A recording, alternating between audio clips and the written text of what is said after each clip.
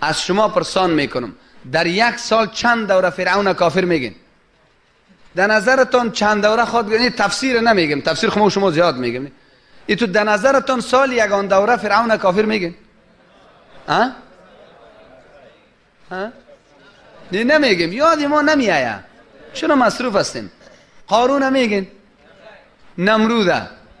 خواه کفاری که به نصوص قطعیه قرآن سال یک دوره نمیگی، مسلمانان را در جلسه میلاد چل دوره میگی، در مرده‌داری دیگه میگی. تو کدام دشمنی را که قرآن به نص قطعی به ما دشمن معرفی کرده از ما با او آشتیست، اصل نیست.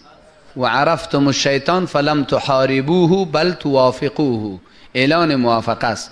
و الله که میگه انما المؤمنون اخوه، با مؤمن در دشمنی قرار داریم. فبدل الذین ظلموا، این فرمول است دیگه، نه دیگه نمیرسین. اگر میرسی یعنی چی مشکل داری؟ ما یگان وقت تعبیرات علمی است، خواه تعبیر علمی در زندگیتان در نوتتان باش. مثل که ما گپای جناب شیخ حسن جان رحمت الله علیه را شما سعی کنین 16 ساله گپم برتان گفت که خواست امام بخاری از امت تصحیح عقیده، اصلاح عمل، تهذیب اخلاق است. این گپ جهانی میگن و گپا که مهم شد به یادت بگیم. شما سعی کنین ما در زندگی امروز ما وقتی که مشکلات امت ارزیابی میکنیم برداشت مامیست. کسایی هستند با دشمنان الله، با دشمنان رسول صلی الله علیه و سلم، با دشمنان صحابه، با دشمنان امهات مؤمنین، با دشمنان امام ابو حنیفه رحمت الله علیه مشکل ندارن. هستن نیستن؟ بلند بگو. هستن نیستن؟ ولی برادرانی که مخالف مذهبن، دشمن دیگه چیز است، مخالف دیگه چیز است. نگه نرسیدی. کسایی که مخالف چیستن؟ دشمن خو نیستن. نگه میرسی یا نه؟ دشمن نیست، مخالفت داره، مخالف مذهب هستن. خب در کلی جور بیا، قطعا به او سازش نداره. شما فیصله کنین. کسی که با دشمن الله سازش داره با مخالف امام ابو حنیفه نداره. هر قدر بزرگ شو امام ابو حنیفه به خدا رسیده میتونه، پر سازش کتی دشمن خدا کتی مخالف امام ابو حنیفه، آیا این منطق است؟ کسی که با دشمن رسول آشنایی داره، سازش داره، با مخالف امام ابو حنیفه دشمن است. هر قدر بزرگ شو به رسول الله رسیده میتونه، سازش با دشمن رسول و مخالف امام ابو حنیفه، جنگ و جبهه، این منطق انسانیت نیست. کسایی که با دشمنان صحابه که میگه همه کافرن ملعونن و فلانن سازش داره، بلکه سرازیر میشه به حیث برادر اسلامی قبول کرده و مخالف امام ابو حنیفه حکم تکفیر میکنه، هر قدر بزرگ شو به صحابه رسیده میتونه؟ نمیتونه. نه خودتون قضاوت کنین. این نکات علمی است، دیگه نمیرسین. نکات چی است؟ بیاین فرق اسلامی دست با هم بتیم از مشترکات دفاع کنیم. چیزای خورده ریزه را بمان. کسایی که دشمن اساسی امت اسلامی و سازش دارن و اعلان میکنن که ما مشکل نداریم. مشکل به تو کسا ما نداریم که مادرای ما عایشه صاحب زناکار میگه، و مشکل ما با کسایی داریم که اسقاط ناروا میگه و ختم مرده را ناروا میگه و چیزای دیگر ناروا میگه. خودتون در مغزتان یک پرتین.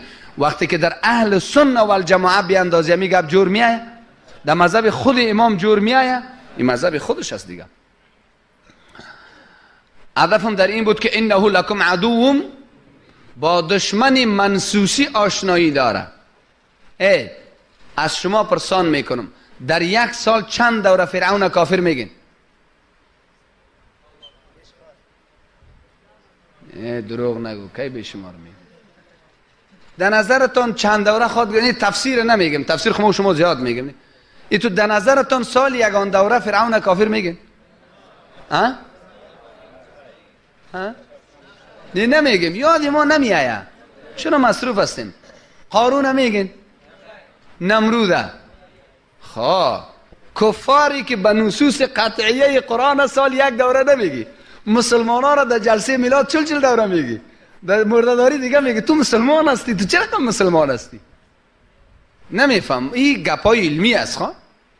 خب یک در کلید پرتو کفر منصوصی که به هیچ دین مخالفت نیست که به دین اسلام عزیز بگوییم که فرعون کافر است، به هیچ جزیش مخالفت نیست. این سال یک دوره کافر نمیگه. کافر کافر کافر کافر کافر کافر کی را میگه؟ مسلمانا را. این خوب بسیار ناجوان مردان عمل است. یا کدام گپ خراب زدم در کلیتان میره که من چی میگم، یا کله کدوس. الله رحم کنه. ای تو نشو در این حلقه که آمدی درس تواضع را، درس انصاف را، درس اخلاص را، درس سنت را، کبر زدایی را، جهل زدایی را، درس وحدت را، درس اتفاق را از اینجا ببر که دنیا از تو یاد بگیره. اینجا کتیمه وعده میکنی با تو هم که میری با لنگی تینی رقمی سایی. این صحیح نیست دیگه. این گپ غلط است. دشمنی منسوسی را قایم بگینی. دشمنی چی را قایم بگی؟ منسوسی را قایم بگی. دشمن شناس باش. اون که دوستت است، الله دوستت گفته انما المؤمنون اخوه. خیره فان تنازعتم فی شیء فردوه الی الله. مشکل نداره. امیال باور کنین ما در صحبتایم گفتیم ما 5 طفل دارم، یکش خرد است، 4 تا هوشیار است. 4 طفل داریم ما با هم برابر نیست. یک طفلم با اینجا سیاره نمیخوره، یکی دیگهش با میاره نمیخوره. یک کدوچه که پخته میکنه میگه ای بابا کدوچه را کی خورده. گوشت و پلو اونا خوش داره، منی بیچاره از گوشت و پلو پریز است. کتی 4 طفل خود مجور نیست. شما مامی تو هستین نیستین؟ بگو بلند بگو هستین نی؟ همین شما همینجا که لیلی هستین والا که جور باشین مجبوری و لوبیا را میخوری. کی جور هستی تو؟ گردیت هم درد میکنه، معده‌ت هم درد میکنه. خب این حالی شما اگر که با ما جور نیستین که چاش لوبیاست، خیلی بری شما متنا میجا هستم. خود تحمل در کار است.